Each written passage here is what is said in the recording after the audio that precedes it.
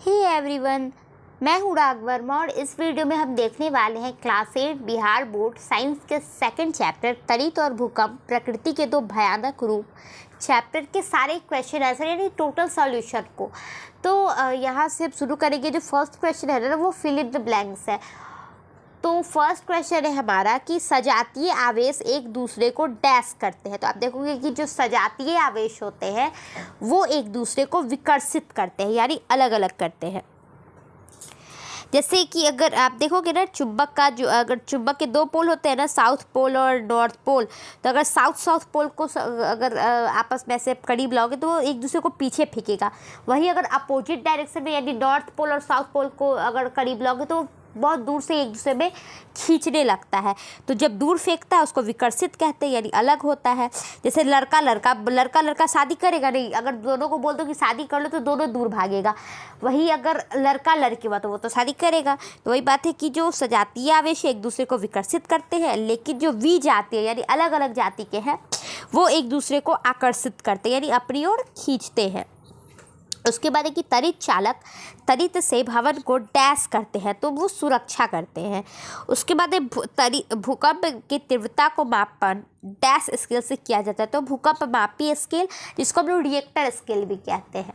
पता है कल जब मैं ये बना रही थी तो मैं फर्स्ट क्वेश्चन का स्लाइड मतलब बना दी, एडिट कर दी, बट सेव करना भूल गई थी। तो इसी कारण सॉरी, इधर रहा होगा। एक मिनट में सेकेंड क्वेश्चन यहाँ से स्टार्ट होता है। चलो अब सब लाइन से है। चलो सेकंड क्वेश्चन है कि सर्दियों में स्वेटर उतारते समय चिटचिट की आवाज़ आती है, क्यों?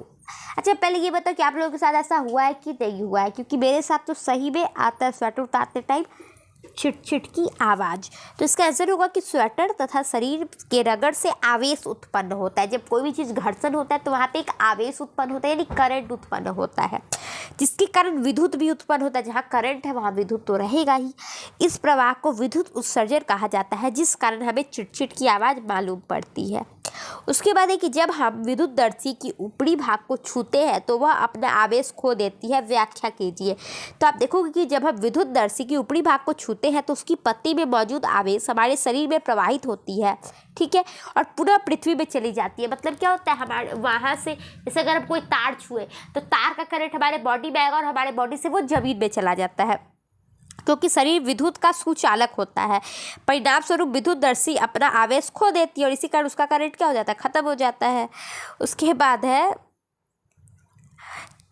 भूकंप मापी का चित्र बनाकर उसके मापन विधि को लिखिए। तो मापन विधि तो आपके बुक में नहीं लिखा हुआ है, तो ये आप अपने टीचर्स वगैरह से पूछ लोगे स्कूल में कि कितना लिखवाना है, क्योंकि ऐसे समझ में नहीं आएगा और टीचर आपके क्लास के होंगे तो वो आपको अच्छे से बता देंगे। लेकिन मैं फिर भी थोड़ा सा लिख देती हूँ, इतना भी लिखोगे तो नंबर देंगे ही, क्योंकि बुक में है नहीं, टीचर भी जानते तो वो नंबर देंगे आपको। भूकंप को रिएक्टर स्केल से मापा जाता है और इसकी तीव्रता कितनी है। जैसे हम मापते हैं मान लो AC को हम लोग किससे मापते हैं, उसके टेम्परेचर से मापते हैं कि जितना कम होगा वो उतना ज़्यादा ठंडा होगा। फ़ोन को MB से मापते हैं, GB से मापते हैं कि उसका स्टोरेज कितना है। इससे उसी तरीके से भूकंप कितना आ रहा है ये रिएक्टर स्केल से पता चलता है कि कितना भूकंप है। और इसका एक डायग्राम आपकी बुक में जो था वो अच्छे से क्लियर नहीं था, तो मैंने यहाँ पे दूसरा एक क्लिक करके यहाँ पे सेट किया है। इसमें देखोगे टेक है, डोरी है, पेन है, लोलक का गोलक है और घुंडी ड्रम है, चार्ट पेपर है। तो ये सब आप वहाँ से एक डायग्राम अच्छे से स्वच्छ सा अपने कॉपी में बना लोगे, लोलक का गोलक वाला।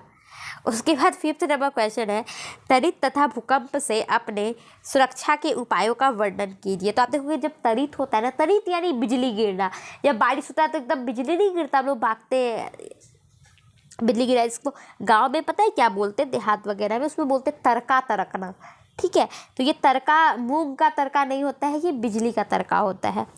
तो तड़ित के समय खुले स्थानों में नहीं रहना चाहिए। सही बात है, बिजली गिरेगा हम लोग वहाँ पे राख बन जाएंगे। बिजली और टेलीफोन के तारों या खंभों से दूर हट जाना चाहिए। देखो ये जो करंट को ना, ये आप ऐसे मम्मी से सुनोगे ना कि जब लाइन आ रहा है ना बेटा बिजली बंद कर दो, वाईफाई बंद कर दो। मेरी मम्मी वाईफाई बंद कर देती है जब लाइट बिजली का मतलब बिजली गिरता है तो। और जो यूज़ वगैरह ये बिजली का कब कर देते हैं, पंखा बॉल ये सब बंद कर देते हैं। गाँव में अभी भी ऐसा लगता है। क्यों? क्योंकि वो क्या करता है ना, अपने तरफ अट्रैक्ट करता है करंट, बिजली को गिरने के लिए। इसी के लिए किसी भी बिजली से चलने वाले उपकरण का प्रयोग से बचना चाहिए। बताया ना मैंने अभी, बंद कर देते हैं।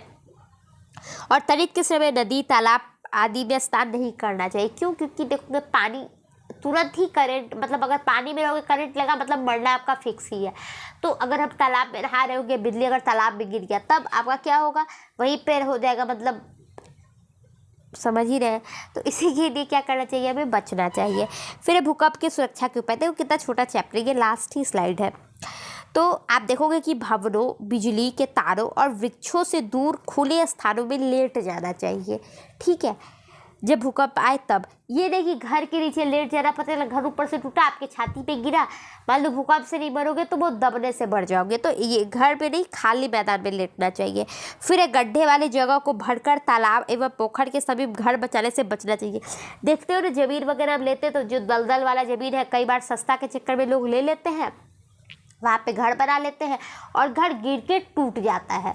तो ऐसे बहुत सारे वीडियोस आपको देखने को मिलेंगे जो अचानक नदी में, जैसे अभी देखोगे उत्तराखंड के वीडियो में घर कैसे गिर रहा है।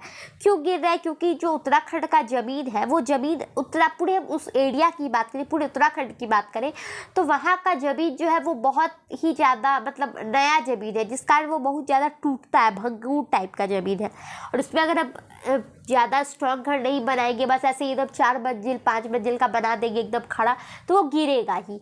तो वही बात है।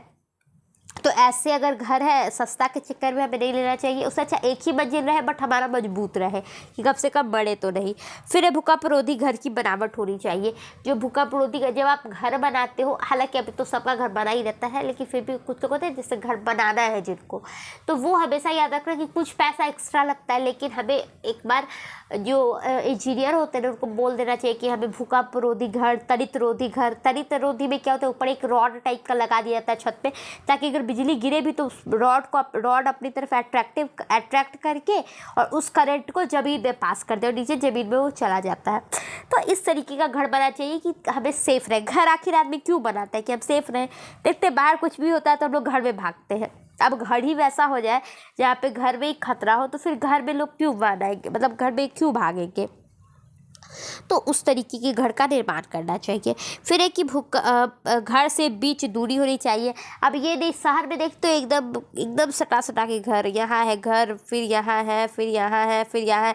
मान लो ये वाला जो घर है अच्छा है, भूकंप रोधी, सब कुछ अच्छा से बना दिया, लेकिन फिर भी ये सब जो टूट टूट के गिरेगा तो ये घर को तो तोड़ ही देगा, भूकंप से नहीं लेकिन घर गिरने से घर टूट जाएगा। तो इसीलिए क्या होना चाहिए, घर को थोड़ा दूर दूर बनाना चाहिए। लेकिन अब क्या है, जनसंख्या इतनी ज़्यादा है, शहर में तो जगह ही नहीं बचता। हमारे घर में भी आप देखोगे, हमारा जो घर है, हालांकि हमारे घर हम लोग मतलब अपने ज़मीन में से स्पेस छोड़े हुए, लेकिन जो पड़ोसी है भाई, सब लोग का इतना ज़मीन है ना, मान लो, तो हमारा जो घर है वो इस तरीके के बीच में बना हुआ है, चारों साइड से ज़मीन है। लेकिन जो पड़ोसी ने यहाँ पे मेरा ज़मीन खत्म होता है और यही मेरे ही ज़मीन में एकदम दीवार जोड़ जोड़ के घर बना चुके हैं। तो ऐसे क्या है ना, मेरा घर तो उतना ऊंचा नहीं है, लेकिन फिर भी इन लोग का बहुत ऊंचा ऊंचा पतला पतला है, क्योंकि तो इन लोग का अगर गिरेगा ना तो मेरा घर टूट जाएगा, फ्री में टूटेगा। तो ये हालांकि अपना ही समझ होनी चाहिए कि जब भी आप दूसरे मतलब अपने ज़मीन में घर बनाते हैं तो दूसरे बगल वाले से कुछ दूरी पर बनाना चाहिए, मतलब थोड़ा अंदर में अपना घर बनाना चाहिए। तो वही बात है। फिर एक कि भूकंप के समय मजबूत चौकी या पलंग या टेबल के नीचे झटकों रुकने तक छिप जाना चाहिए, अगर मजबूत है। अब ऐसी चौकी के नीचे नहीं ये क्या करना, छुप जाना कि वो चौकी ही टूट जाए। मजबूत एकदम पलंग या फिर टेबल एकदम मजबूत है तो उसके नीचे आप छुप सकते हो। भारी वस्तुओं से दूर हटकर रहने का प्रयास करना चाहिए। और जो भारी वस्तु जो लग रहा है, जैसे झूमर हो गया, एसी हो गया, है ना, लटका रहता है, या फिर टीवी अगर आपके एलईडी दीवार में ऊपर से लगा हुआ है, फोटो फ्रेम कोई बहुत बड़ा सा है, तो वो सबसे बच जाना है, क्योंकि भूकंप में सब कुछ हिलने लगता है। अब हिलते हिलते अगर वो आपके माथे पे गिर गया तो फिर क्या होगा, सोच लो। तो इसी के लिए हमें वो सब चीज़ों से बचना चाहिए।